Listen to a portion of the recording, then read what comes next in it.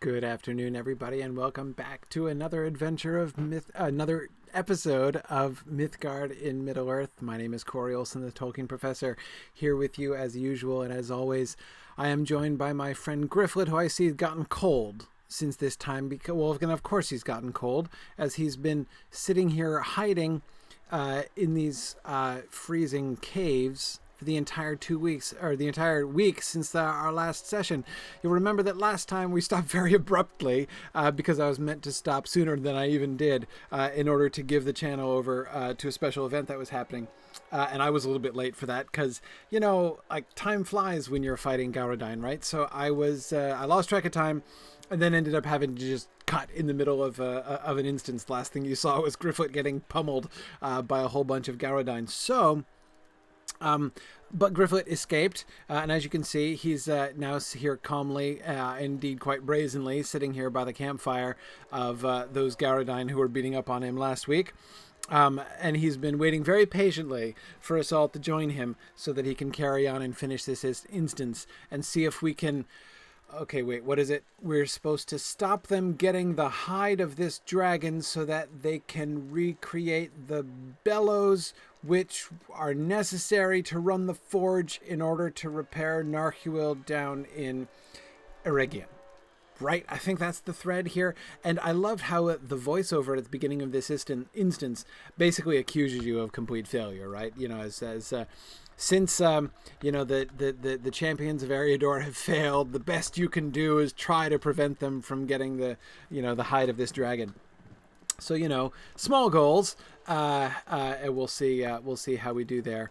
But it's about time to carry on there. First, though, before I do that, I wanted to give you both an apology and a consolation. My apology is, I believe that last week I had announced that we were having finally our long-delayed Turbine session, where I was going down to Turbine to have a streaming session with Chris Pearson, Chief Lore Master there, and with Mike Trout. The session that I've been looking forward to for so long. And of course, it turned out on yesterday, just as I was actually preparing to leave the house to drive down to Turbine, I found out that, as Gandalf says to Merry and Pippin in The Ring Goes South, that we can go on looking forward because, of course, it was postponed again, tragically. There's very serious talk about having this again very soon. I haven't given up hope. I believe it will happen. It came so close this time, and I think it really will happen. So that's the apology that didn't end up happening as we'd planned, and I was disappointed. And I'm sorry if you were disappointed as well. Here's the consolation. The consolation is... I have some kind of fun news. So, as I think I mentioned before, we're entering the season of Signum University's fundraising campaign, where every year we raise money to help support us and keep us open and doing all the things that we do and running all the fun free sessions that we run. And we're going to be doing some fun stuff, some fun LOTRO stuff. We started with some LOTRO stuff last year. You will remember the chicken run that got funded during our campaign last year. And I'm doing another. I announced last week that I'm, one event that I'm planning during the campaign, the first weekend of October, which is I am planning the Grifflathon. Grifflet is girding his loins. He is preparing for a good cause to support Signum University, to attempt the unthinkable for a Hobbit and go through the epic quest line of Moria from the West Gate to Dimrill Dale in one day. That is his goal. He is going to see how far he can get. He's pretty determined to get to the Dimrill Dale by the end of the day. So we're going to do it. We're going to do a marathon session. If we raise enough money in support of Signum during that marathon, we are going to. I'm going to have a follow-up marathon. Wigan is going to join in. Wigan has promised that he'll join Grifflet here, and will not join with him, of course, but he'll do his own session where we'll get Wigan into Rohan, and I'll get to get my war steed, and you can have the. I think that watching me try to learn how to fight from the back of a war steed is likely to be even more comical than watching me run as a chicken, actually. It should be of particular satisfaction to you veteran gamers out there, because it's going to be fairly comical, I suspect. So anyway, so these are two things, but those are things I announced last week. Here's the new thing.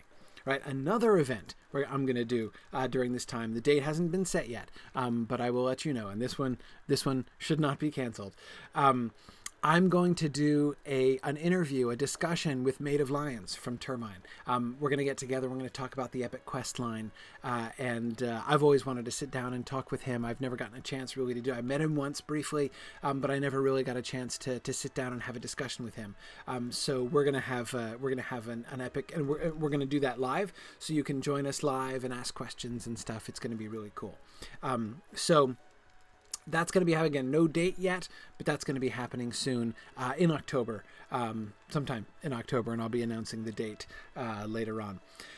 Now, in order to set things up, of course, for the Moria run, which is not too long from now, Grifflet needs to get things moving. We are in, where are we exactly? We're in book 14, chapter 12. Okay, so we're getting there.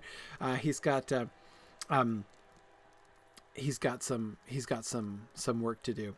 Yeah, Fairvenin, I used to when I first heard it, I also thought Maid of Lions was spelled M-A-I-D, which I thought was pretty cool, and you're right, that would be an awesome in-game title. I am the Maid of Lions, right? Yeah, it's it does sound like not even a title, Fairvenin, it sounds like a pseudonym, like a really cool pseudonym, right? Is that the Maid of Lions? Yeah, anyway. That was the first thing I thought of too, Fairvenin. Okay, so let's go. So I think, let's see, Griffith, what's going on here? All right, where are we? Let's head up the hill and see if we can find that dragon. How about let's sneak? You've got your warm weather gear on, Griffith. That's so sensible. Ithil, huh? What's he doing? What on earth are you up to? You scooping the flesh out of your own warrior and eating it? Seriously? Prey. Oh, you mean me. Yeah, I guess stealth is really no point. It's Mordrambor! After all they've cost my pack... Were you just eating that guy? Okay, so... Thou shalt soon have thy prey. Okay, have thy prey soon enough. Come closer and see the power of Angmar. You know, I don't want to obey you, really, for any reason. Mordrambor. I'm not coming closer. No way. I'm come around this corpse. Oh. Too late again, huh? Oh, yeah? Oh, you fought Bregmore. Okay, you just killed him, huh? Long and hard and many of Ithil's pack were slain. Yet in the end, Bregmore fell before Angmar's might as will all things. Right. Now the beast's hide shall serve Angmar the fires of... Oops. What happened to the fires of whom? Hang on. The fires of Tam-Mardin shall be stoked again. Narkul will be forged anew. But I don't need to concern myself for that. Yeah, that guy's going to kill me? Oh, whatever. Take my gift to my associate. Huh? You're associates now? Come, brothers? Oh, goody.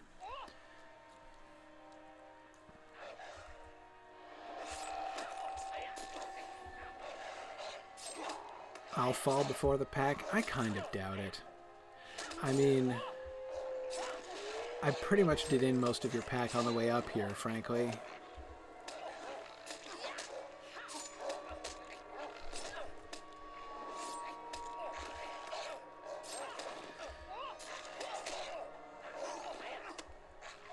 More ads, huh?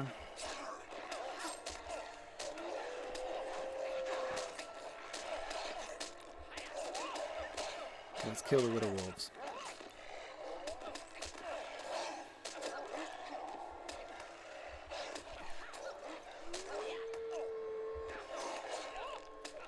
Okay, let's see here.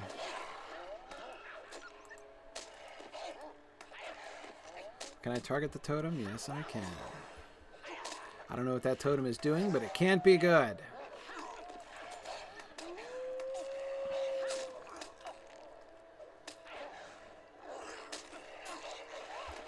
Okay.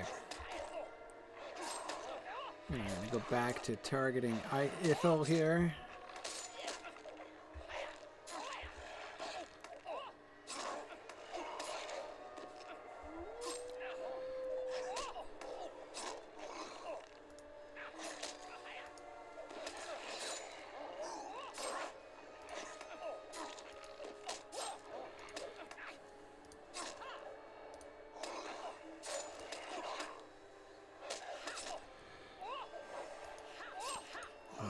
This is close. You got this, Grifflet.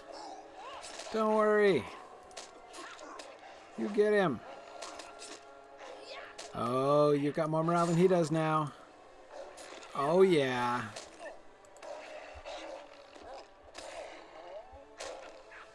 Completed the instance, even before I kill the other wolves. Oh, yeah. Okay, now I gotta go back and talk to Irjana, but I might as well kill these other wolves first.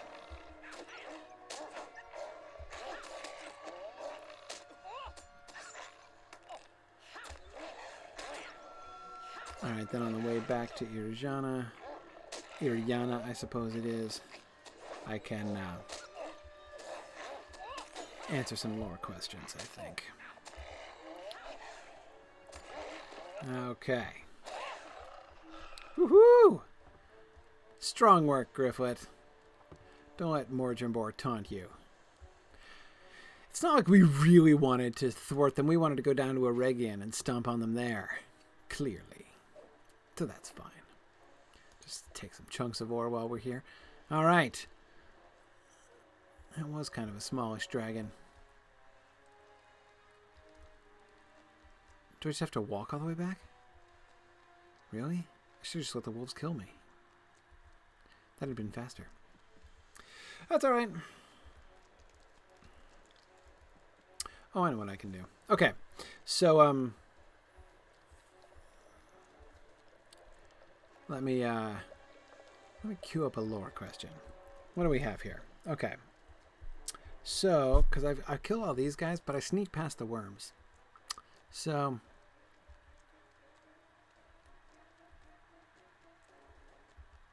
yeah, I gotta head down here and back to the gate that first guy opened for us. There it is.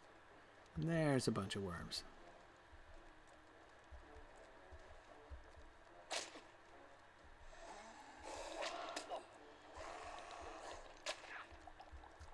Okay, so let's see. Lore question.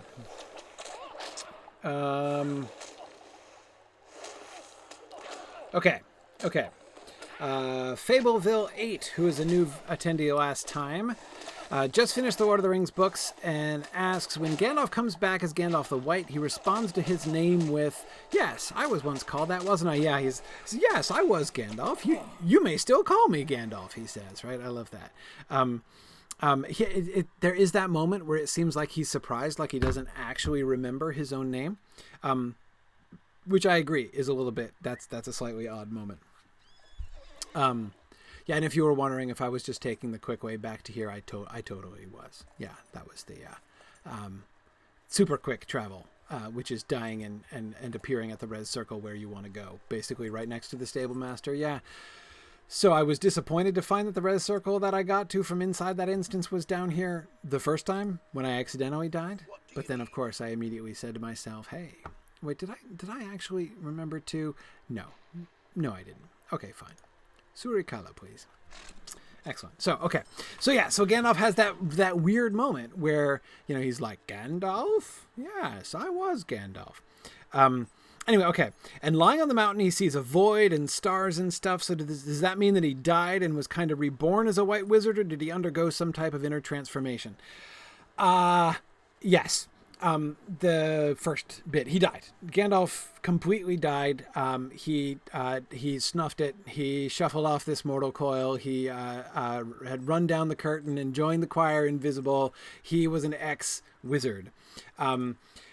And then he did come back. So this relates to kind of what the wizards are, because he. All right. You have two different kind of creature. And when you're talking about rational creatures in Arda, they basically fall into two categories. Category number one are the purely spiritual beings. That is the Ainur, the Valar and the Maiar, right? The spirits who live over in Valinor. They're spiritual beings. They don't have real bodies. They can clothe themselves in bodies, okay? So they can choose to take on a body, but as Tolkien says in the Valaquenta, the bodies that they put on, it's like you putting on clothes, right? Your clothes are not an intrinsic part of you. You put on clothes, you can perform different functions with certain clothes. You can demonstrate certain things about yourself, right, by the clothes that you wear, but they're not intrinsically a part of you. They are a choice that you make to sort of adorn and represent yourself, right? And such are the physical bodies to the Valar and the Maya. The other category of creature in Middle-earth are the incarnate races. That is, those who have both body and spirit, and their bodies and spirits are joined together at birth and separated at death. And these, of course, are the races fundamentally of the children of Iluvatar, elves and men, being the primary examples of these, and dwarves being the sort of, other example of the stepchildren of Iluvatar, right? Don't ask me about orcs. We're not talking about that right now. What we're talking about are the other races here in Middle-earth. So the incarnate races, body and soul, which are joined together.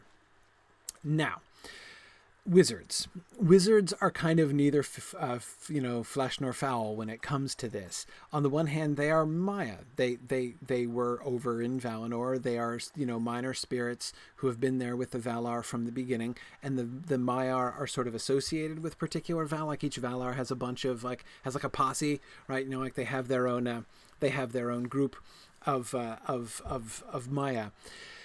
And the wizards were originally some of those. Okay, Gandalf was one of Manwë's. Maya, Saruman, Kuramo, as he was called, was one of Aule, the smith gods. Maya, Radagast was with Yavanna, the goddess of of life and animals and plants and stuff.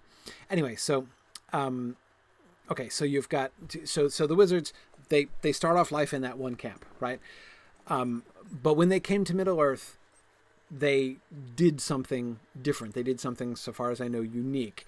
They did not just manifest themselves in physical form. So that when the wizards show up in Middle-earth in the Third Age, mind it doesn't happen earlier than that, it's in the Third Age. When in the Third Age the wizards show up, they are not merely Maya taking on physical form, like putting on the clothes that look like old men, basically, as Gandalf and Saruman look. They're not just taking on those bodies. They are incarnate in those bodies. There's this special thing that's performed when they undertake this task to come to Middle-earth. They're not just being sent over like, hey, I'll put on a body and head on over, right, to Middle-earth and help out.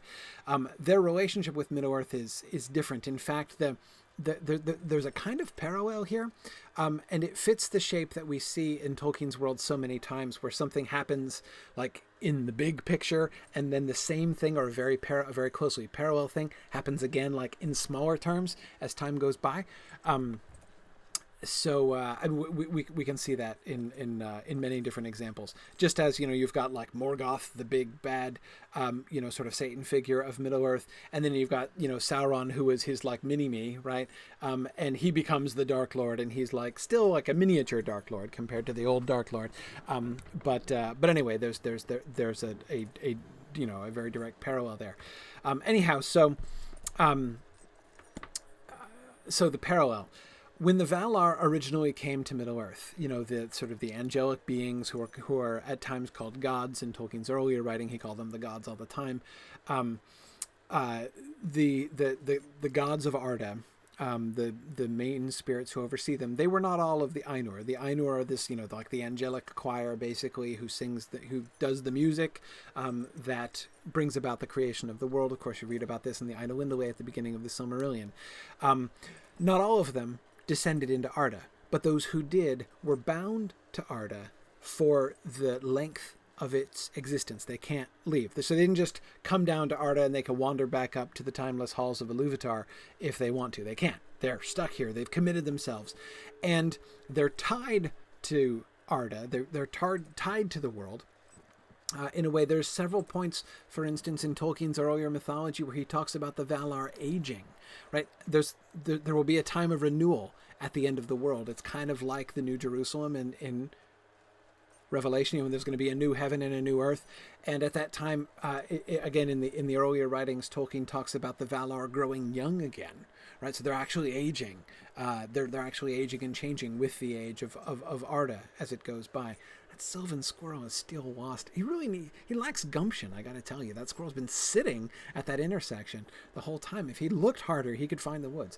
But anyway, okay, so the Valar are bound to Arda. Right, they've entered into it. So you see the parallel, right? Just as the Valar left the timeless halls of Iluvatar and chose to bind themselves to Arda and enter the world and be connected to the world intrinsically in a way which is, in a sense, foreign to their native being, right? They chose to sort of restrict their being and change who they were or kind of how they worked, right, in order to connect themselves to Arda.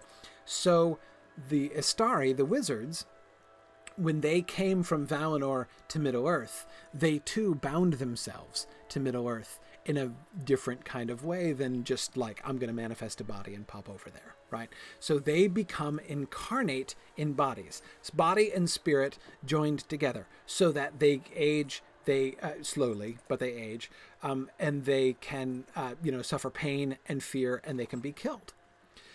And if they're killed, their spirits can return to Valinor, but you'll notice, right, as and I've already forgotten, Fableville 8. Fableville, you'll notice that he doesn't, when Gandalf dies, his description of what happened to him, what he experienced when he dies, he doesn't just like pop up in Valinor, right? Like, hey guys, I'm back. I got there's not like a big regen circle there in Valmar, right, where Gandalf shows up when he's defeated over here in Middle-earth.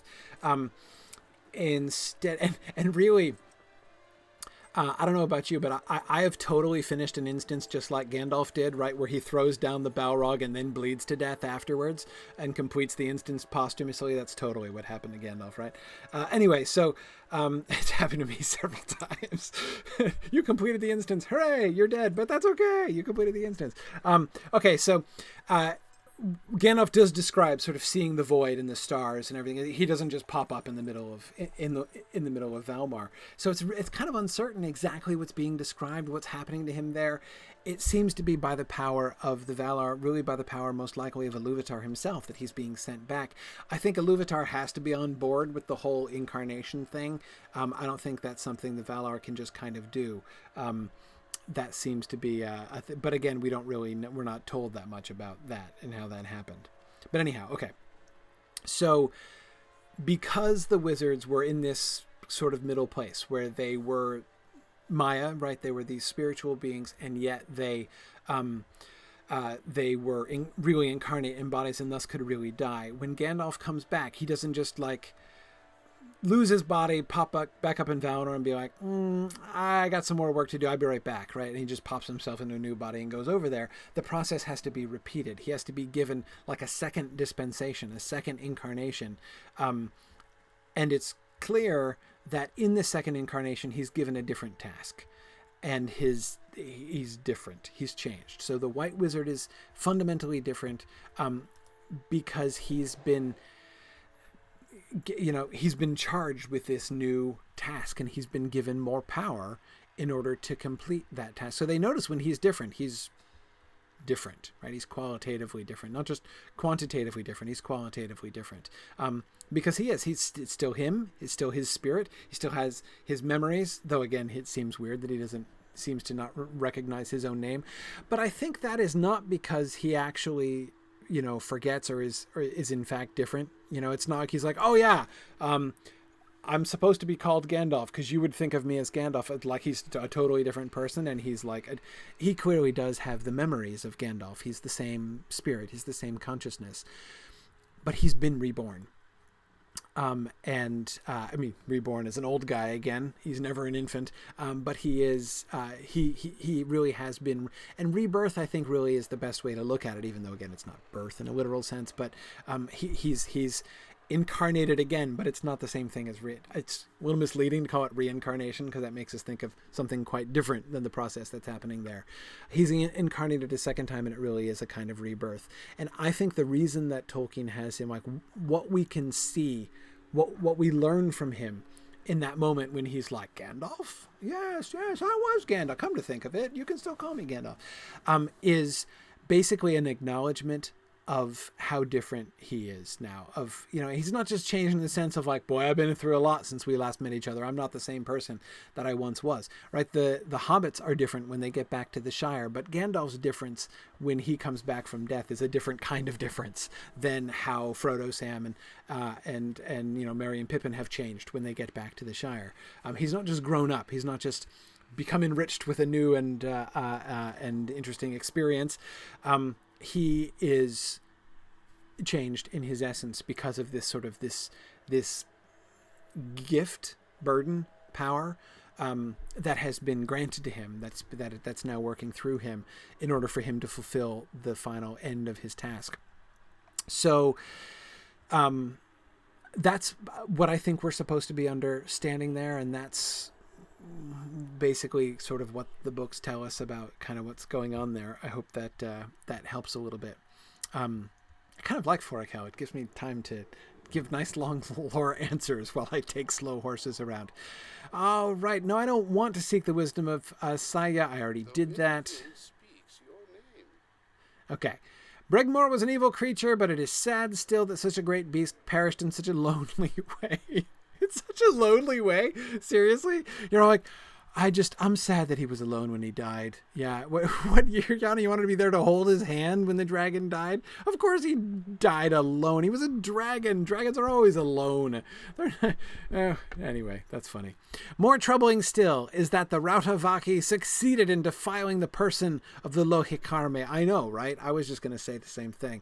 And Mordrembor, why would he aid in this fashion? So you don't like that the Rautavaki are the wolfmen, right? The Gauradine. And they succeeded in defiling the person of the dragon. Yeah, well, that is bad. Why would he aid? Wait, why would Mordrembor aid in this fashion? What are you talking about? Is he not an enemy of Amarthael? Oh, I see. Why would he not aid Amarthael? Is he not an enemy of Amarthael seeking her ring for himself? It is very strange and troubling. Well, look, Iriana, if he's seeking the ring for himself, he still needs to remake it, right? So, if this is the only mechanism, it's broken in half. So, if he needs a mechanism by which it can be reforged, he's going to get, he needs that anyway. If he came here to get it, that means he controls it. For all Amarthael didn't want him to get it. And it was not a two-way race between us and him, but a three-way race between us and him and the servants of Amarthael. Maybe, right? And it's still interesting to me that there were no Angmarim involved in that instance, right? He had just allied himself with it just looked like he just basically hoodwinked, one of the chieftains of the Gauradine and came in and made him do all his dirty work for him, which, hardly seems surprising under the circumstances. But I've got a nice mace here. Okay. I should return to your Vanavaki, this Eglamir. I am sure he will want to know of your failure. I'm sure he'll want to know of my failure too. Don't forget to tell of the involvement of Mordrembor. You will, yeah, that does seem like a feature. What it means I do not know, but perhaps others will know what it foretells. I believe you said he dwells in the... Yeah, I remember where he lives. Yeah. Hurry. Hurry to Kellendu. That's fantastic. That's fantastic. Yeah.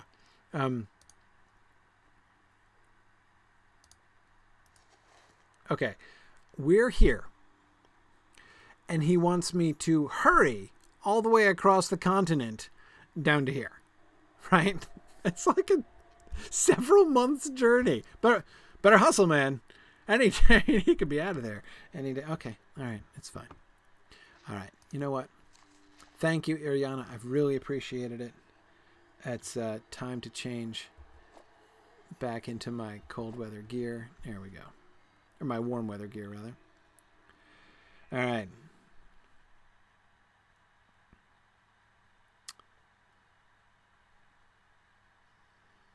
All right. Oh, how nice that the Take Me Home skill in Nickel Delving puts me right next to the Stable Master. That is so convenient. It's fantastic. All right.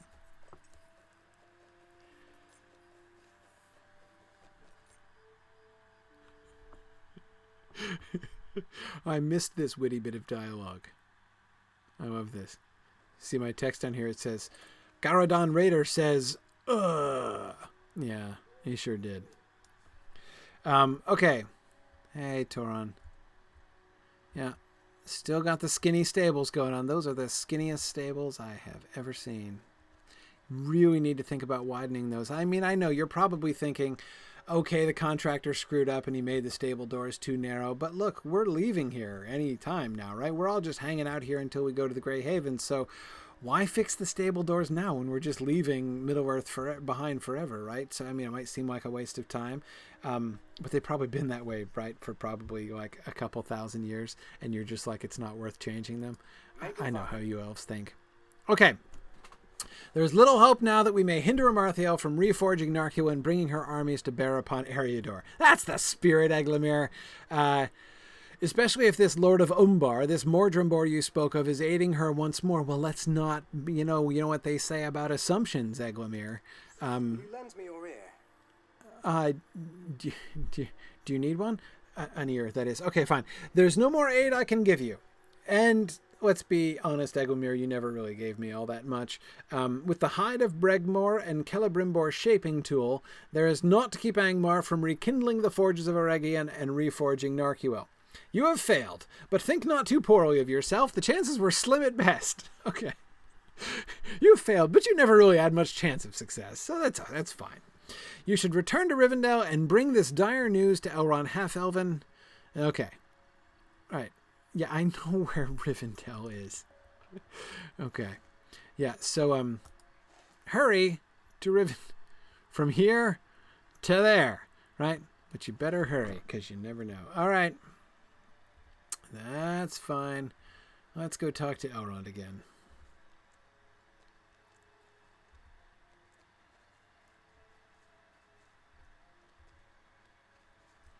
Hey there, yeah. Rohadir. What do you need? I need a horse that you can get out of the stable door. That's really what I need. Okay. Thank you. A pony. I mean, a pony. A pony that is not too tall and not too wide. All right. Excellent. Okay. Matt Mistar asks, thinking of Matt Maystar? How do you put which syllable do you put the emphasis on that one? I'm not really sure. Matt Mistar asks, thinking of Boromir, how come Tolkien used a name that sounds Slavic? Really cool question. First of all, I would point out in general that okay, it might sound Slavic, but that doesn't necessarily mean that it is Slavic. In fact, Boromir is a name that's derived from Tolkien's Elvish languages. Although it might sound Slavic, it's not.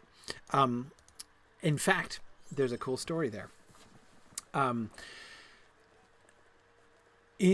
So I have mentioned before that I have just finished or been teaching this session on the Lost Road, right? We've been going through Tolkien's Lost Road, Volume 5 of the History of Middle-earth series, which has been awesome, and I've kind of digressed on that a couple times before, I think. I'm finished with my bit. We have one more bit to go, concerning which more in a second. But anyway, so in the Lost Road, the name Boromir appears there for the first time. And Boromir is a first age man, and he's one of the good guys in the Near Neth Arnoediad, or the Near Neth Arnoediad as it still was at that time. no, Nirnaeth Arnediad. That's what it was. Yeah.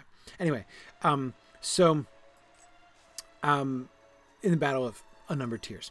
So you remember in the Battle of Unnumbered Tears from the Silmarillion, you've got the two elvish armies, right? And you've got the Hurin and his folk who are helping Fingon and Turgon over on the west side, right, of the battle. And then from the east, Maedhros and the sons of Feanor are coming in with another army, and they've recruited some guys too.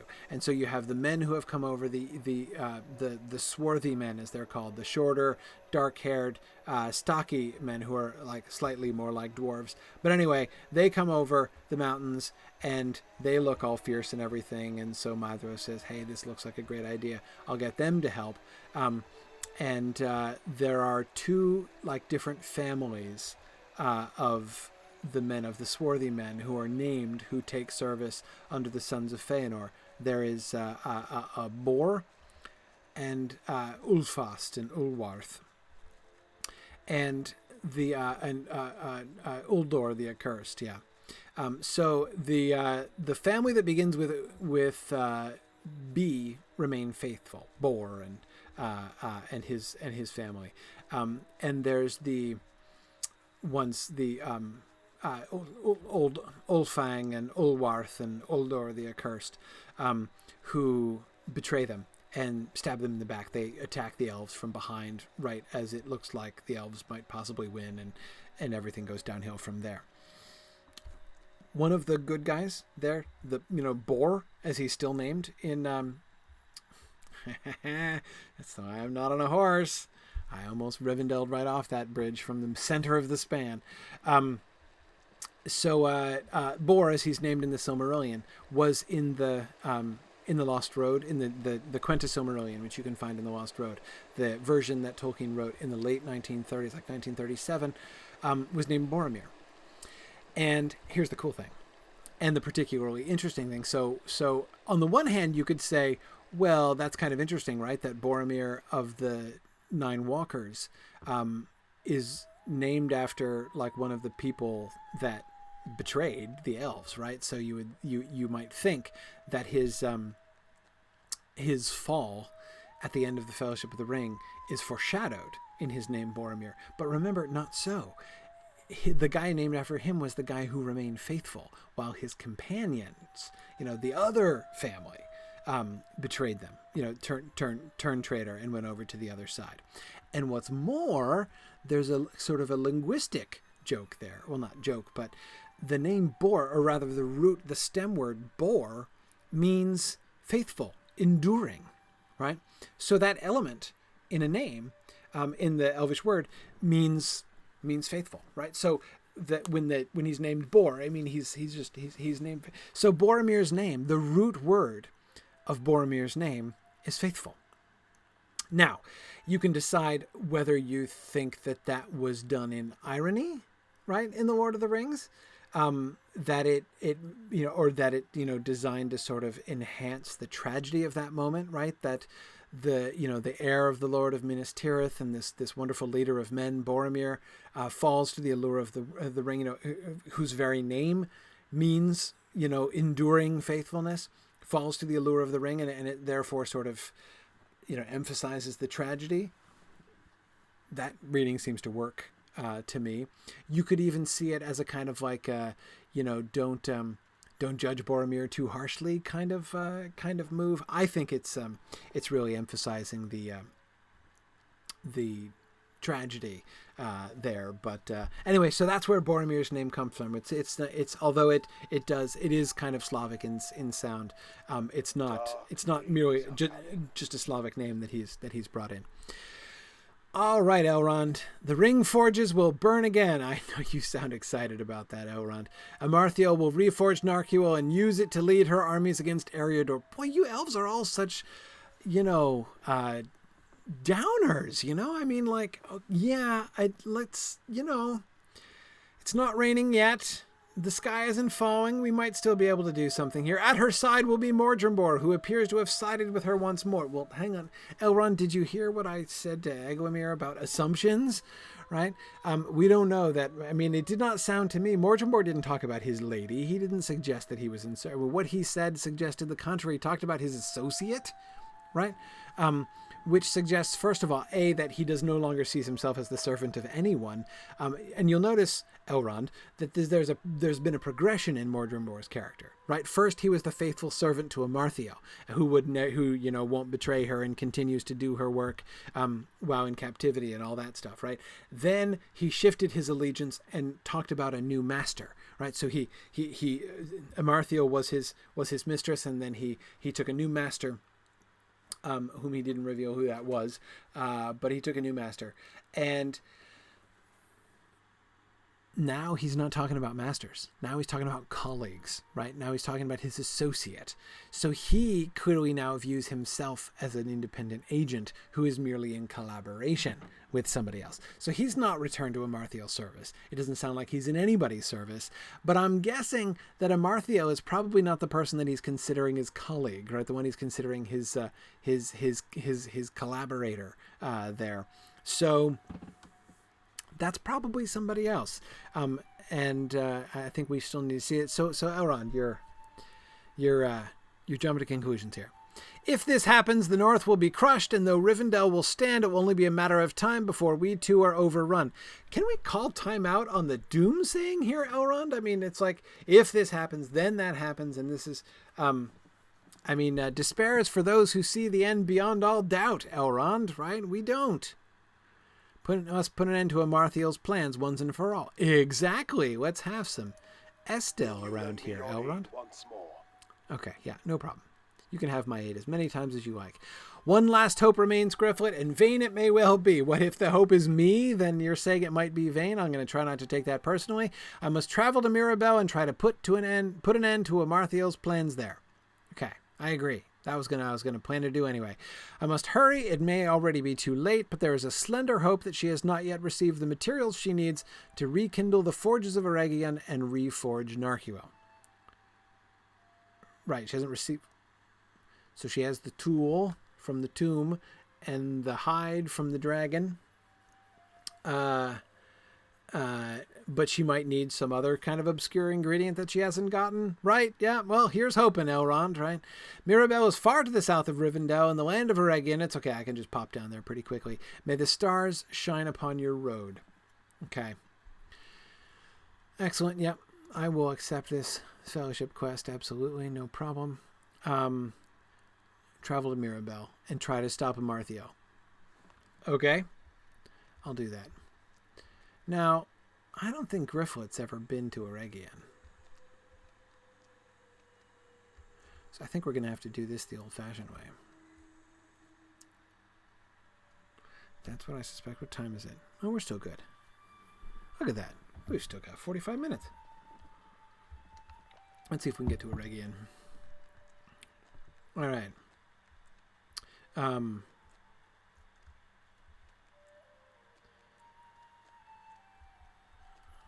right.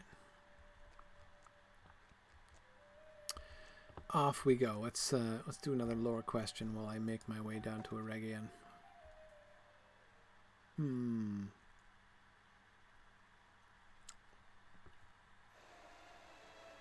Trying to figure out the best way down there here.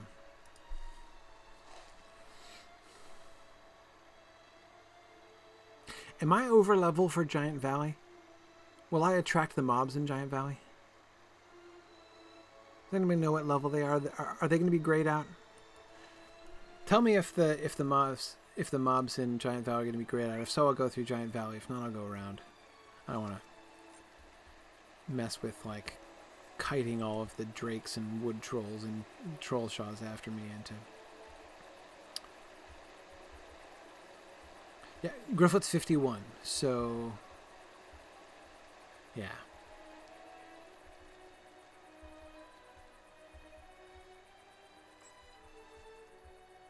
All right. I'm just going to go straight out.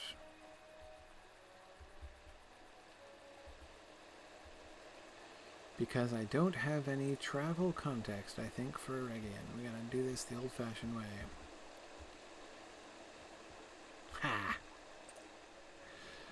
I beat you, Rivendell. You and your nasty bridges. Okay, St. Joan, you say I should be good at 51, so the... Okay, alright. Alright, if they're grayed out, I'll go through. I'm pretty sure I remember how to find the route in Giant Valley. Got lost there once before. Okay, more than once. Now, I did not turn. I didn't even twitch. What the heck? Alright.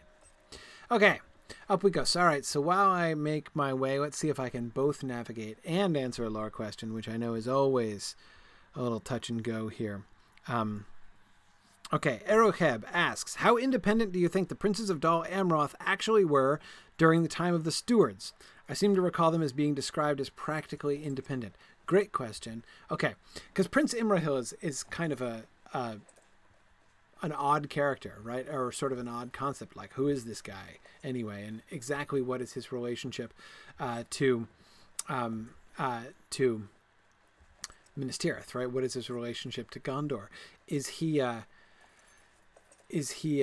well, so, okay, first of all, remember that several of the regions of Gondor apparently have their own independent lords, right? Like Forlong the Fat, Lord of Lasarnach, right? So, you've got Lasarnach, and he's the Lord of Lasarnach, but he obviously has he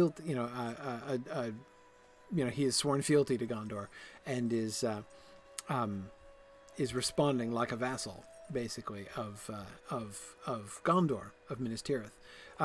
So it seems that the king of Gondor and the steward in his absence rule over a collection of lords, right, who have different kinds of titles that rule different areas. By the way, let me just say, because, I mean, most of you probably know this, but I didn't know this for a really long time, so just for what it's worth. I know when I was young and reading Tolkien, I got totally thrown off by his title of prince. Because when I was young, the title prince had only ever meant one thing to me, and that was like the son of the king, right? And so seeing him called Prince Imrahil always kind of confused me. I'm like, if he's the prince, why isn't he becoming king? Right? And like, why is that not on the table? I don't understand. And I think, I was influenced by, well, lots of other concepts of princes, of course, from, fairy tales and Disney movies to things like Narnia, right? I think of the passage at the end of The Horse and His Boy, which is my favorite Narnia book, by the way, when Prince Corin is prince, right? Because he's the son of the king and the heir of the king. But then it turns out, I love how just walking through a drake sets you on fire. That's kind of fun. Anyway, so when at the end, when Shasta is revealed to be Prince Corin, his elder brother and the heir of the king, and Cor, that was Shasta, is apologizing to Corin, saying, "Oh, I'm sorry, like I didn't mean to like do you out of your inheritance. Is it going to be okay?" Let's see. It's the next nook over, right? That's the nook with all the dwarf iron and Lebethron branches. And this is the path that goes down to Eregion. Yeah. Awesome place down there to farm for crafting resources. Scholar stuff, too. All over the place. For some reason, there was like some library of the old days that just got scattered around that valley in Giants Valley, and you find these, all these scholarly relics all over the place down there. It's slightly comical. Anyway, so when Shasta is apologizing to Corin, who's grown up his whole life thinking he was going to be king, and now he's finding out that this other guy who didn't know that, his long lost brother has come in and has taken over, as heir of the king, and Cor is assuming that Corin is going to be pretty mad about that, right? And instead, Prince Corin says, "Oh, hooray!" Right? I never have to be king. It's princes that get to have all the fun, right? And Corin is awesome. By the way, I was like probably this close to naming my second son after Prince Corin. Actually, it came. We didn't in the end go with Corin. This is my son who's actually named Matthias, but that was it was Corn was on the short list actually for a while. But anyway, so that was always my concept of prince, right? Prince, like in the general sort of category of royalty, but basically discussed in contrast to being king. It's the thing you are when you're royal but not ruling, right? That was always my definition of prince. And so I always kind of wasn't sure, like, so what does that say about Prince Imrahil, right? Is he of the royal house in order to be a prince? But if he's of the royal house, why didn't he become king, right? You know, why didn't they? I mean, okay, you know, so like, is he an heir, therefore? Because how can you have a prince in a kingdom which very famously has no heirs of its kingship, right? This is why that threw me for a really long time. But of course, the reason for this is that the word prince does not mean that. Look, I've got mobs who may attack me now that I'm through the troll shows. Gotta stay slightly alert. So that the traditional definition of prince, or the traditional usage of prince, is not that. It was, if anything, that idea of prince as royal but not ruling is a kind of a fiction that I'll talk about that later on. The original meaning of it, how that word was used almost all the time in English in the Middle Ages, in the Renaissance, means like prince. The word prince was a synonym of sovereign. So like you have, treatises in the Renaissance, like in the Elizabethan period and stuff, talking about like the rights and powers of princes, right? They don't mean of the heirs to the throne. They mean of rulers, of sovereigns of nations, right? So to be a prince was to be the sovereign of a nation. So how did prince come to mean the person who was royal but not sovereign of the nation? Well, because the term prince, you know how royal children tend to be given honorary titles, right? Like they'll be called the Duke of wherever, not because they actually exercise any oversight over that region, but just as an honorary title, as being the child of the ancient silver, just as being the child of the monarch. Oh, you jerk! Stupid Crabine. Anyway, so honorary titles. That's how the word prince came to be associated with those who were of the royal family but not ruling, because prince became a common one of those. And of course, the most famous of these honorary titles was Prince of Wales. And those Prince of Wales doesn't mean like I am the prince who is in some strange way associated with Wales. Well, the association with Wales is strange enough, but no, of course, what it actually means technically, like what that phrase, the Prince of Wales, denotes is I am the sovereign of the land of Wales, right? And that particular title, by the way, was brought in by Edward the First. Yeah, Edward the First, the one who built all the castles in Wales.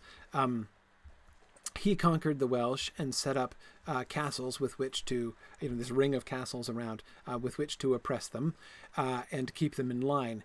And what he did was he then took his son and he brought him over to Caernarvon, which is the sort of his central seat there. And I know that those castles were built in order to oppress the Welsh, but they're gorgeous castles. And if you ever get a chance to go and visit the ruins of Caernarvon and Harlech, I love Harlech, such a beautiful little castle. And Beaumaris, which was never finished, but it's still really cool. Anyway, really, really awesome if you're into medieval architecture and castle architecture. Just some of the most gorgeous surviving sort of castle designs that you can see anywhere. Absolutely love the Welsh castles. Anyway, so Edward goes to Caernarvon, and he installs his son, his infant son at the time, and names him Prince of Wales. And the idea was he was trying to keep the Welsh in line, right? So his it seems like his vague sort of hope was, hey, I can take my kid and my son and heir, right, who's going to be, so they hate me, right, because I just conquered them, and, you know, hard feelings. So, but maybe I'll install my son and make him Prince of Wales, and then, like, he'll be the ruler of Wales, and maybe they'll, like, in time accept him, and then later on he'll be my heir and he'll become king, and it'll all be good, right? It didn't pan out at all, but anyway, that was kind of the plan. So it's for reasons like that the you know, for honorary titles of that kind, you know, naming your heir the Prince of Wales, meaning the governor, the sovereign, the ruler of the country of Wales. That's where that name, how that name kind of came down around that way. So Prince Imrahil, therefore, is prince in the sense of he is the sovereign of his region. His title is the parallel to the Lord of Lasarnach, right? So he is a feudal lord underneath. You know, he's sworn fealty to Gondor and serves Gondor, and his relationship with Gondor is very close, right? And he's very loyal, but he's not. He does have independence, and it does seem that the rulers of the Outlands, we don't get that much information about this. It's hard to really draw very confident and firm conclusions, but it does seem that the lords of the Outlands did have a fair bit of autonomy, so that Prince Imrahil really is the prince of his own realm. Let's see what. I hate it when that happens. All right, yeah, I'm headed that way. Okay, I'm still headed in generally the right direction. There it is. Okay, almost there. All right. Okay, so after a little digression onto the castles, James of St. George was the name of the architect who designed Edward's castles in Wales, and I just love his work. I mean, again, it's like, it's horrible and everything. It really is. Like, and I don't mean to offend the Welsh. I remember the first time I visited Wales, and I was at Caernarvon because I'd like read about Caernarvon and I'd studied, you know, pictures of it and taken a little mini class on it and everything. So I got to see it for the first time. It was so cool, and I was so excited. And I was at this like tea shop, you know, in the town of Caernarvon, and I was just kind of gushing about the castle. And I was like, oh man, the Welsh castles are so beautiful. And my waiter says to me, he says, "English castles, you mean?" And I was like, "What?" He's like, "Castles built by the English to oppress the Welsh, you mean?" And I'm like, yeah, those. That's what I'm talking about. Sorry. Anyway, so like I said, I don't mean to be insensitive, but from a purely, you know, archaeological standpoint, they are really gorgeous. Okay, we are almost there. Do I get to cross the bridge? Because that's Mirabelle over there, right? Do I get to go up here? I do get to cross the bridge. That's what I thought. Okay. Griffith, you did a great job of going straight there. Hey, look, it's Kiriana. Hey, how's it going? Yeah, well met indeed. It's just a little stealth healer hanging out, just in case, you know. Angmar has gathered all they need to kindle the forges of Eregion. Right. The champions of Eriador must now travel to Mirobel, right, and do whatever they must to foil the plans of Marthian. Let's foil the plans. I'm all about that. Okay. Time to get stealthy, Grifflet. Okay. And I'm going to try to pretend that Gandalf didn't just say Eregion, because of course it's pronounced Eregion. With a hard G, as is, for instance, and somewhat confusingly, the name Region, on the Silmarillion map, there's a place called Region, which is, it's spelled like region, right? And it may look kind of funny, like kind of generic, right? Like, so there's an area just called region, right? No, it's called Region. Actually, it's a hard G. But it's an easy mistake to make. And so this is Eregion. It's named after the Region. It's not a coincidence. Lyrdon! Oh, I'm sorry. Are you writhing in pain? Look at me here. Hey, I caught up with you. Lyrdon, you sent me around on about a 4 years journey, but I caught up with you. Yeah. How can I be of service? How can I be of service? You can stop writhing. That's okay. Let's see. You were a fool to be deceived so easily by Amarthiel. I'm glad you said it, Lyrdon. I don't have to. And it has led to this. There is hope. There is hope, however, for she left me alive. Perhaps if she can be hindered from reforging Narcuil, Narmalith may be reclaimed. To enter into Tamirdain, you will need to defeat the Gorthorog who holds the keys to the forges. His name is Strock, and he is a mighty foe. Okay. All right, I'll hurry. Oh! What? Did you just expire? Ugh. You Oh, okay, he's breathing. I don't have to, like, do first aid or something here. Am I just going to leave him? Just leave his body?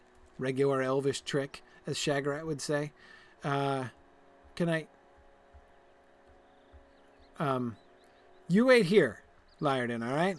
Don't move. And I'll take care of things.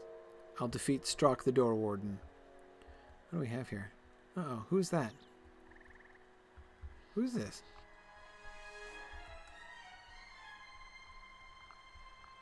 Who's the dead guy? Is he a half-orc? Kind of looks a little half-orcish. Are these the servants of Saruman who are being... Because Saruman has overrun this place with his Dunlendings and his half-orcs as we pass them by. But now they've been taken over by Angmar, right?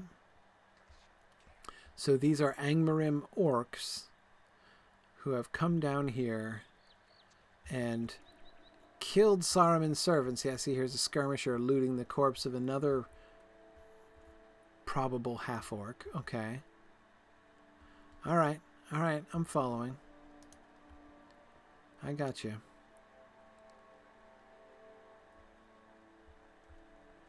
Okay. Lots of people down here, but easy to avoid. Even for one less stealthy than Grifflet.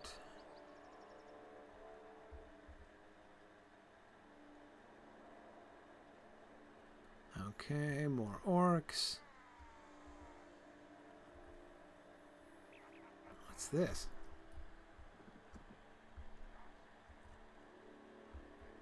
Excuse me, grass. I'm trying to get out of the foliage. Yeah. Darn it. Can't get a wide enough angle on this.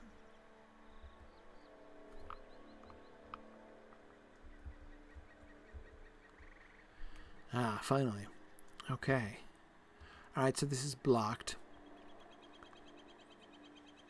But it was lovely in its time. Is this a grapevine? Like, are those blue things bunches of grapes? They don't look like grape leaves. Are they flowers? Like bunches of flowers, like lilacs or something? I'm trying to figure out what, because that's a really dominant, image up there above the arch. You would, like, this is in the place, right above the arch, where in a Numenorian structure they would clearly have like 7-pointed stars and all that kind of thing. But no, instead we get some kind of vine-ish something or other. All right, can't go in there, no problem. Let's see. Can I go through this door?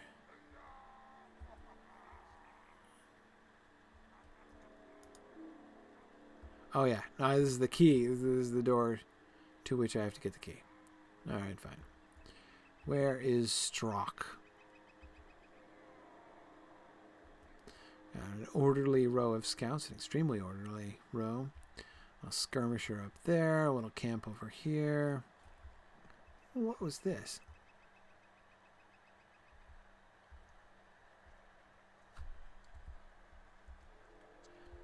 Stupid foliage.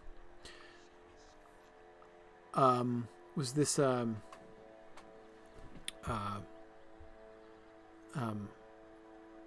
was this?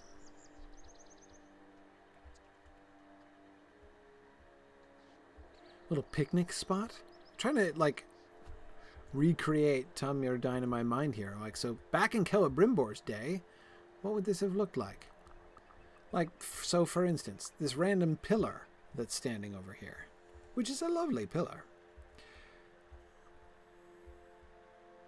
It's connected to those pillars on the other side of the river? Maybe? That one looked really big. Was there another one here? This looks like it used to be a pillar, right? It's definitely shaped and broken off. Or that was a row alongside street lights? Aqueduct? Not really sure. Looks like Celebrimbor spent all of his time in the forges and not much time doing urban planning, is what it looks like to me. Oh, there he is! Okay. Now let's sneak around the back. Can I get in the back? I can get in the side. That's pretty good. Hey, Strock, I'm gonna have a snack, if that's all right. Hey, I hope how my bread is not stealthy. Right, I'm stealthy, but my bread is not stealthy. Okay, and I'm gonna have some fish. Right, I'm having some loaves and fishes here. All right, and a little bit of that. A little bit of that in case we need it, huh? How about a little bit of that? Yeah. A little scroll action there. I used a reading glass, apparently. Okay. Well, you killed a bunch of half-orcs, huh? Alright, Strock. Oh, I can't stab you in the back, can I? More bodies for the pile.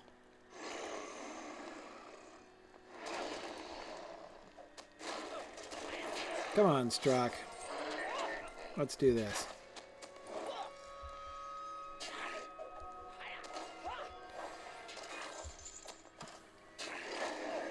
Yeah, I'm just going to try to take you straight up, Strock. Let's see how this works out. I'm doing pretty well so far.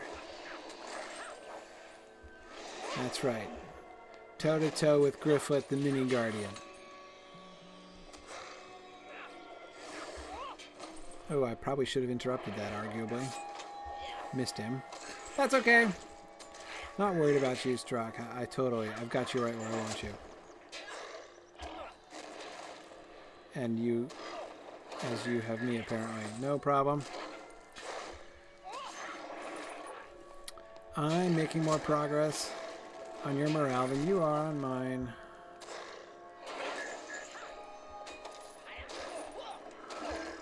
And I just sneaked past every single one of your underlings there, Strock. Right, do you have any idea how useless that makes you?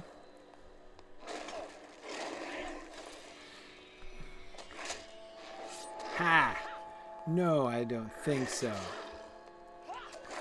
We can't have you healing yourself.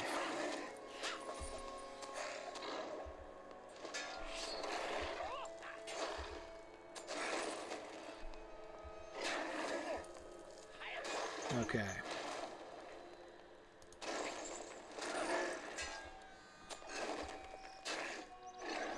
Alright, I got you down halfway here. Oh, yeah, you're easy, Strock. Yeah. You are actually quite a pathetic little mountain troll. It's interesting that trolls have hooves like this, right? I mean, look at his feet. They look like the feet of what? Like a rhinoceros's foot? Something like that?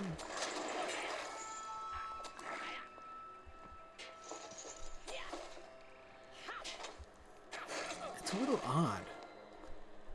I don't really understand why that should be.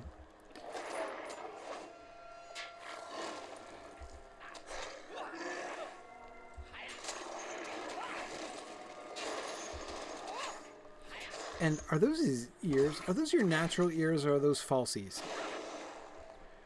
I mean, I can understand why you would wear false ears because, I mean, let's be honest, you couldn't get any uglier.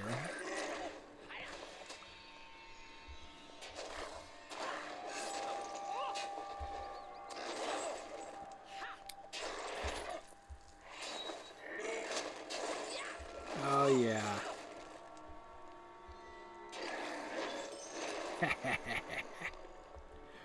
Ho, ho. Yes, you failed the mistress. So you are faithful to Amarthiel. Okay. Defeated Struck. Boy, I accomplished a lot with that one little feat there. Okay.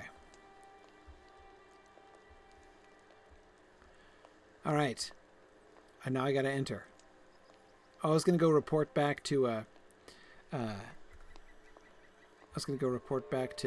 Laerden, but then again, he's unconscious now, so I'll just let him rest.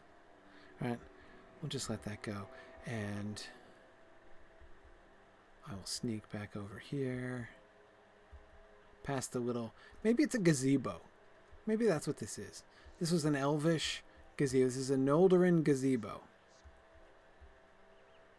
I can believe that.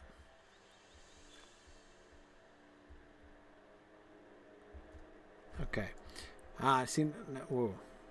Now look at the doors. Yeah. Who is next to the doors? Celebrimbor. Same statue as we see in Rivendell, right? What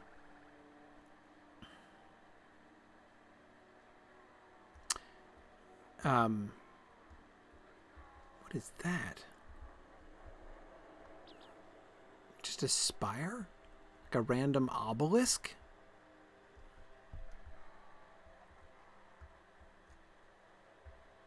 Huh. That's interesting. The obelisk thing is interesting. Let's go look at the obelisk. What is that pattern down there? Resolution's not good there.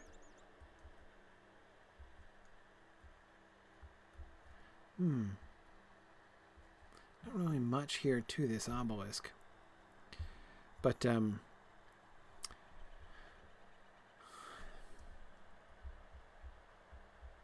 just fascinating that they built it in the first place.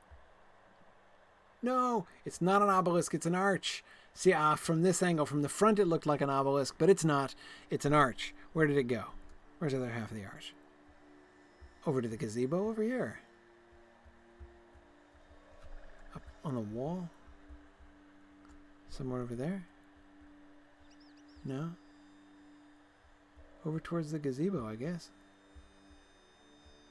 Oh, look, see, there's another one that way. There. Over there. So either there were several arches. Wish I could get a helicopter shot of this. So maybe you had this gazebo here with the multiple arches connected to it from the outside. Okay. All right, so not much for urban planning, but the individual features are quite lovely. But this door now, this is the really cool thing. So, okay, Celebrimbor's statue, right? We know this is Celebrimbor. No, not Celebrimbor. Did I say Celebrimbor? Holy cow. This is Gilgalad, is what I meant. Naturally, so what I was thinking in my head, and I was saying the wrong thing. Celebrimbor, of course, built this place. But this is Gilgalad's statue. You can tell because that's Aiglas. That's the spear, right? The same one, again, that we see right there in the entrance hall, right, of Rivendell. Now, the interesting thing here is that his shield, which looks otherwise identical, does not have the stars on it. The countless stars of Heaven's Field were mirrored in his silver shield. It doesn't have the stars in it, but it does say that they're only. It does say they're only mirrored, right? So, maybe there weren't actually stars on the shield then. It was just a silver shield, which mirrored the stars. And this one isn't mirroring the stars, so it's just plain. That would make sense, because it's the same shield shape as the one in the statue in Elrond's house. The major difference is that he's wearing an Egyptian hat. We were just looking at this the other night. On Tuesday night, when we did Mythgard Adventures, we were doing a Ostgortheron raid. We're coming towards the end of the In Their Absence quest chain, which is really cool, and I've never done that before. And I got to fight the Balrog. That was so awesome.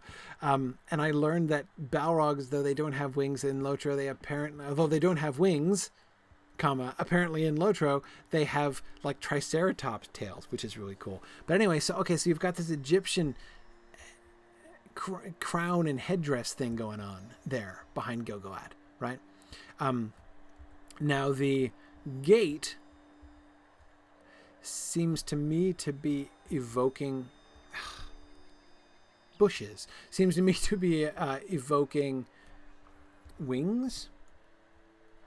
You know, I'm almost tempted to kill those orcs just to get them out of the way, because I want to back up to where they're standing. Anyway, okay. See look how you've got that, what looks like the the overlapping feathers, right? With the shape, it looks like two wings up, sort of like this, right? Which you would think maybe that could be Gondorian, but it seems to be. Obviously, this is not Gondorian. This is Noldorin, which is fascinating, right? I mean, if these are wings, they wouldn't want to evoke swan's wings. You'd think they'd be a little self-conscious about the swan wing thing on account of the whole kinslaying deal.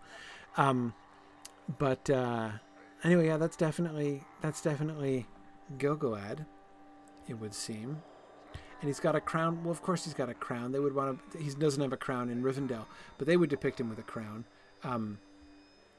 Because they're the jewel smiths, right? They would have wanted to give him a crown on his statue. All right. Ooh, nice effect on the ceiling there when you walk in. I like that.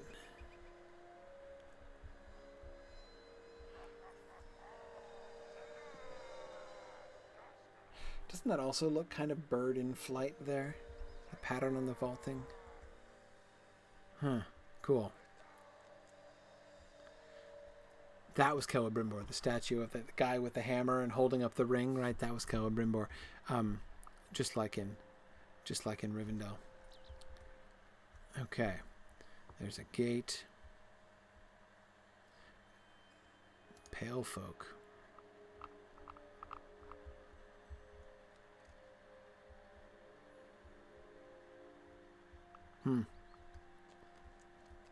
The pale folk seem... Oh, not the horn blower. Ha ha ha! Oh, I disrupted you like a boss. Oh, I almost never get to him in time. That was awesome. Okay. Ringlore of Tom Mirdain. Okay. We're sneaking. We're seeing whose statue this is. Another Gilgalad, right? See what I mean by that? Doesn't that look Egyptian, right? Doesn't it look kind of like a pharaoh, right? With the horizontal stripes and the thing that sticks up behind his head. Very interesting. More of those high arches. Notice how delicate the arches were. All the arches are broken off, right? Because the stonework up at the top was so delicate. All right. I'm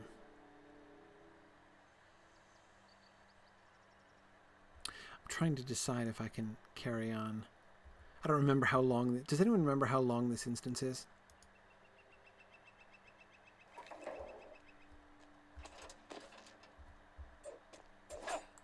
Because I need to go before too long. I've got about 10 minutes and I do need to end on time today.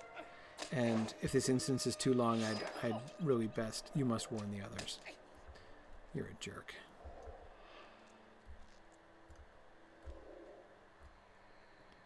Yeah, come over here if you want to fight me. Okay, thank you.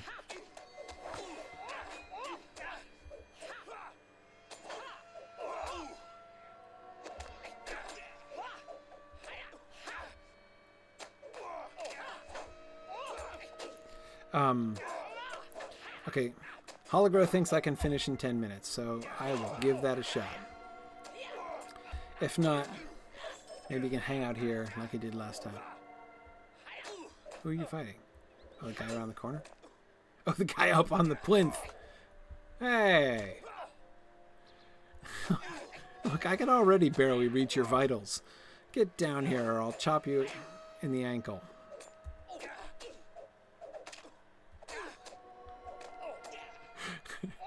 I will stab you repeatedly on the foot. And you won't like it.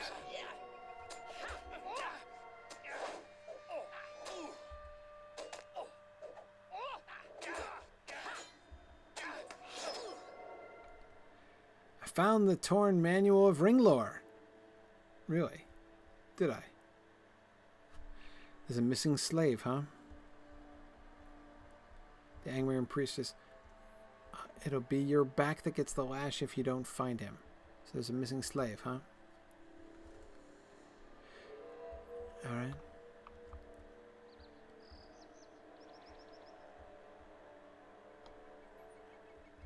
Let's see, where are we going? Straight across? No, through this gate? Can I just go through the gate?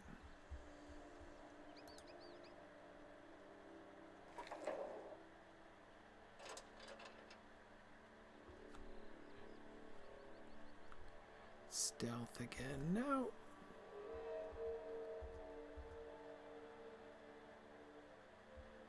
Okay.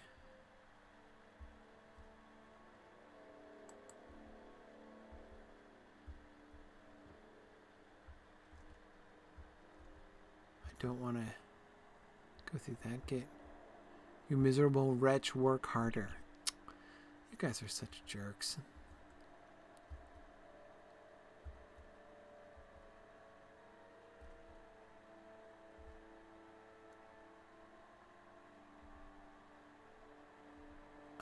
Is this the Ring Forge?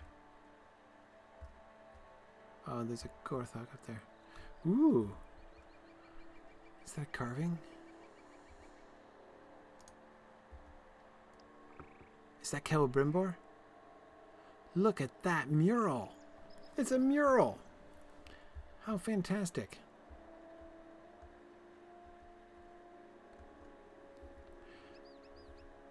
That must be like a group shot, like the company picture for the ringsmiths, right? Look at this. So here's Celebrimbor, presumably, right?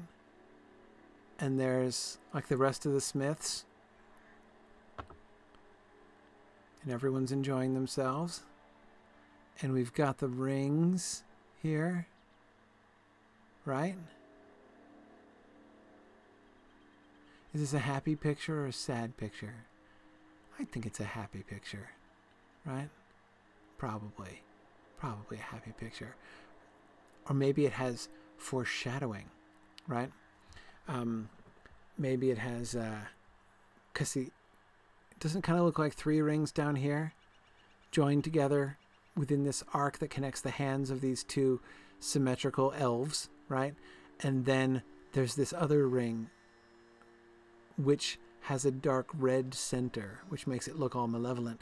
Now that's only because it's a gold ring, but it's just the red background, right? He happens to be wearing this red, this fetching red stripe that goes down the middle, right? So are these the rings of power that they were forging, and this is sort of this anticipation, right, of the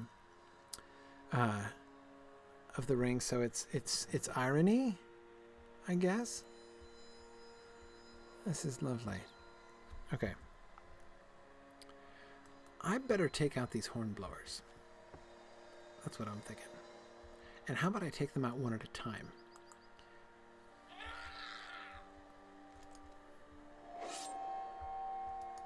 Didn't work. Dang it! I must have been too far away.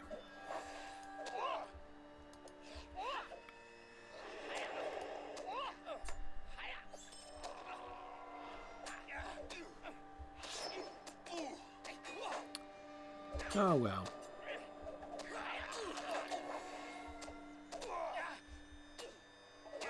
I love murals.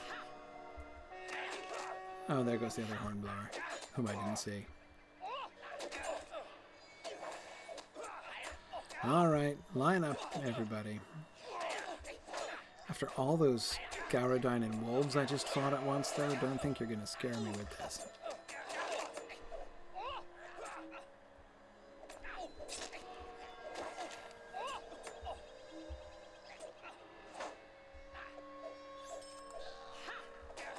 Okay.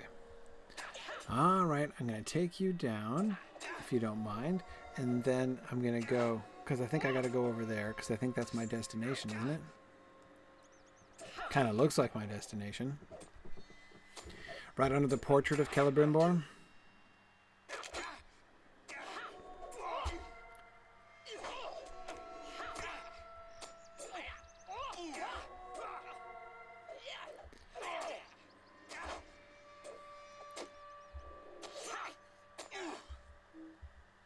Oh. Oh, you're already dead. That's cool. Okay. Oh, that is so nice. Yeah, I choose to think this is a happy picture. This is probably the picture that was drawn on the occasion of the Guild of the Jewelsmiths last, company picnic, and that's Celebrimbor addressing them with his speech and telling them how they're all getting big bonuses that year. Those were the good times, right? Because there's something over here. What's the thing over here that I am not going to be able to stealth over and do anything with, so I'd better just get down to business. Hey, everybody. Yeah, how about I start with you, Angmarin Princess?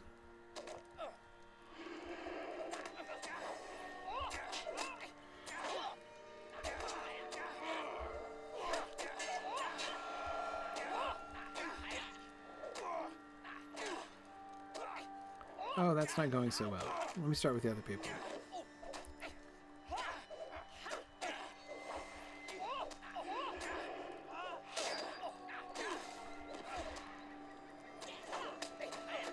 All right. Yeah, now that I see it closer. Yeah, because it looks like there are 4 rings. Which, in a non-foreshadowing sense, doesn't really make much sense, because why would there be 4 rings, right? Because down between the arches, they've got the 3 rings, one hovering above his hand, one hovering above the other elf's hand, and then that big one in the middle. But that big one in the middle looks different. It doesn't look like it's, I don't know. Number of rings seems a little bit odd, or even, really, is the problem.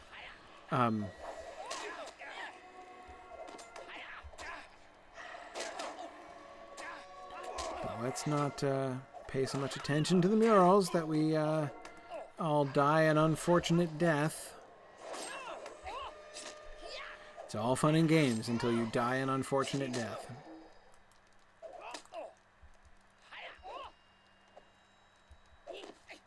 Oh, I can injure you now. Well, that's fun.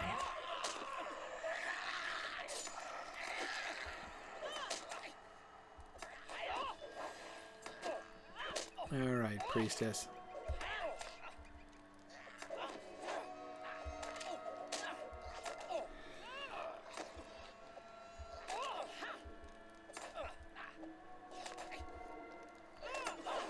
Okay, so is that really a shield at the bottom, or is it just sort of design? I wonder. Gotcha. Oh, not just the scavengers? You guys, why don't you just go free? You really don't have to. There's a rotten manual. Is that my goal, the rotten manual?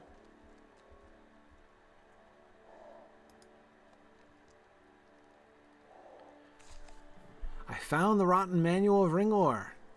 All right. Why did I want to find the rotten manual of Ring? Hang on a second. What's going on here? Okay, yeah. Ring lore of Mute. Oh, yeah. Torn manual, rotten manual, dusty, and the aged manual. Okay. What about like the new and improved manual of ring lore, right? Or the, now up to date for the first time manual of ring lore. Oh, well, at least I did get to inspect this more closely. What's down here? Are these vines? Do we have more vine action? I don't see grapes, though. Or flowers, really. See what I mean about the number of rings, though?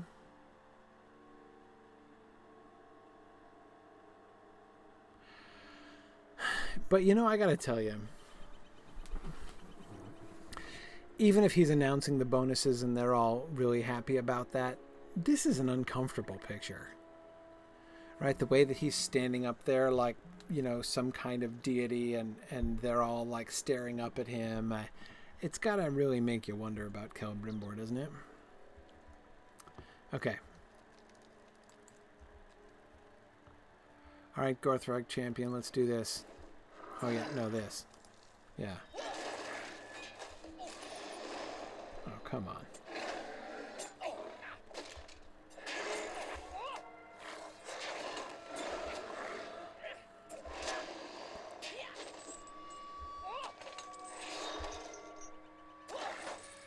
Okay. Hurry up, Gorthrog champion. Let's get this over with. I've got ring forges to find.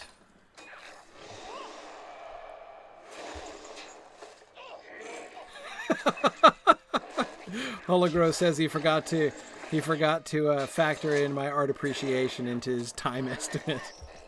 Hologro, you should know better than that.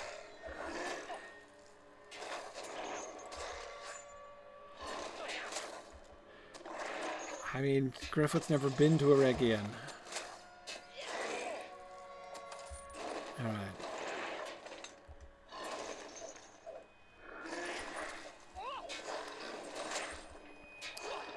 Let's speed this up. I'm late for my 2:30 meeting, Gorthrog champion. Yeah, if you think you are mean and ugly, wait till you see my 2:30 appointment.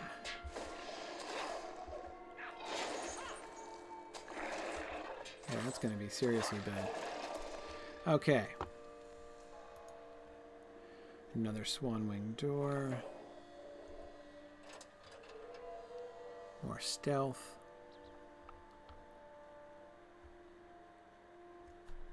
Celebrimbor statue. Yep. Looking at his ring. Holding his hammer. Alright, we're wanting to go this way.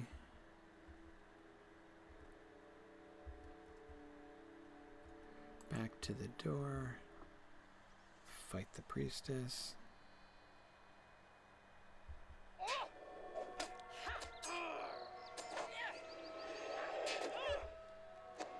You must rally our forces. Oh no, you must not rally our forces. You must fail to rally your forces. Hey. Oh, man.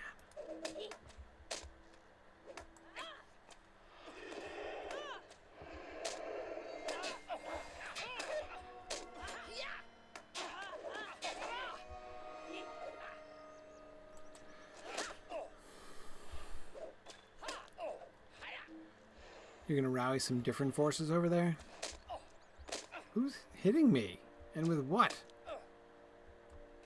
Oh, you are from way over there? Oh, come on, man.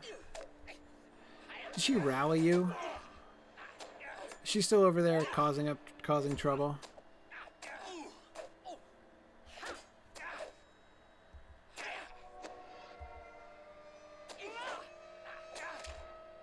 Okay. Come on, people. I got meetings to attend. I've got deadlines to meet.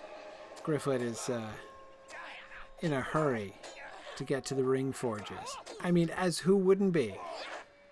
Right, where the rings of power, most of them, were forged, right? I mean, that's cool. They're still in combat because there's still priestesses running around, doing their running around thing. Here she comes. Yeah, I don't want to attract the hornblower, right? So, okay, good. And you didn't heal either, which is nice.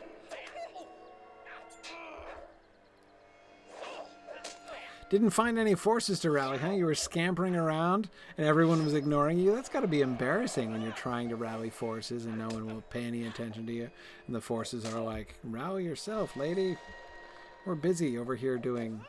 I'm not quite sure what we're busy doing, but it's more important than coming to help you. Get killed by this ninja hobbit over... Phew.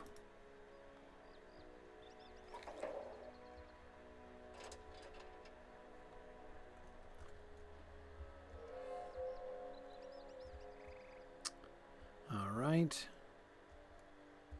What is he? Oh, here's another hornblower.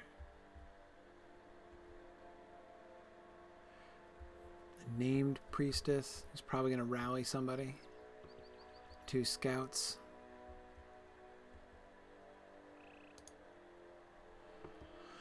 All right.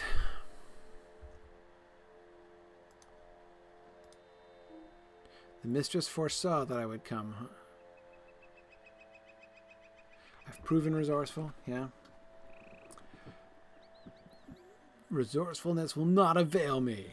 That's what you think.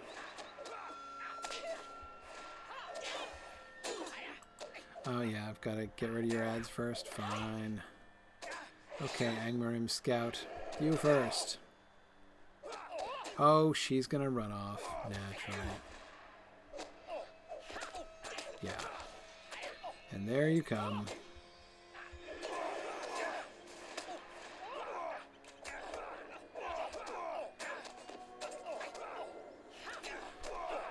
It's starting to get a little hot in here.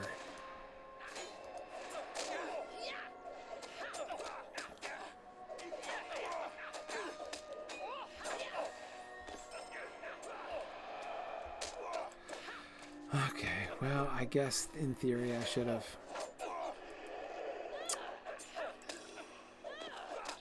Yeah. Really probably should have taken them all out first, I guess. Which is what I did when I was with my guardian. Trying to be faster, not gonna make it.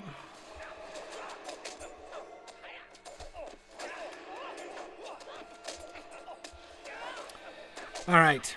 Well, I think we're gonna have to resume here next time, Grifflet. You'll be fine. Grifflet will get better, and we'll come back to the Priestess Graina next time, and we'll start with the end of this instance. That'll be good. I do have to run. I'm late. But that's okay. No worries. We're gonna... Ooh, Druid's Fire. Does she have a spider motif on her outfit? I missed it. I'll have to look at it carefully next time, Druid's Fire. Thanks for the pointer. Anyway, thank you very much. So next week is Midmoot. Right, so Midmoot, the conference, the Mid-Atlantic Speculative Fiction Symposium, which is going to be down at the University of Maryland next weekend, from Saturday morning through Sunday at about noon. It's going to be great. There's going to be lots of really fun discussions and presentations. I'm going to be there, and Verlyn Flieger is going to be there talking about the next Tolkien book that is being released soon that she's editing. And Janet Croft, another great Tolkien scholar, is going to be there. It's going to be great. So I hope that some of you will be able to come and join us. Go to signumuniversity.org and scroll all the way down to the bottom of the page, and you'll see our event link down to where Midmoot is, and you can register there. We really look forward to seeing you. I know I'm going to get to meet a bunch of people from here, which is going to be really exciting. Fairvenin is coming. Can't wait to see you again, Fairvenin. And I hope I get to meet more of you. So I'm actually going to be flying. I'm going to be in the air next Friday at this time. But I'm going to reschedule because, of course, Grifflet has a schedule to meet, right? He's got to get ready for the Grifflathon in the beginning of October. So I'm not going to be able to do next Friday, but I'm going to reschedule, right? So we'll go at a different time, probably maybe Sunday evening. We'll see. But he definitely needs to maintain his forward momentum here. So thanks very much, everybody, for joining us today, and I will see you guys soon. Thanks, everybody. Bye now.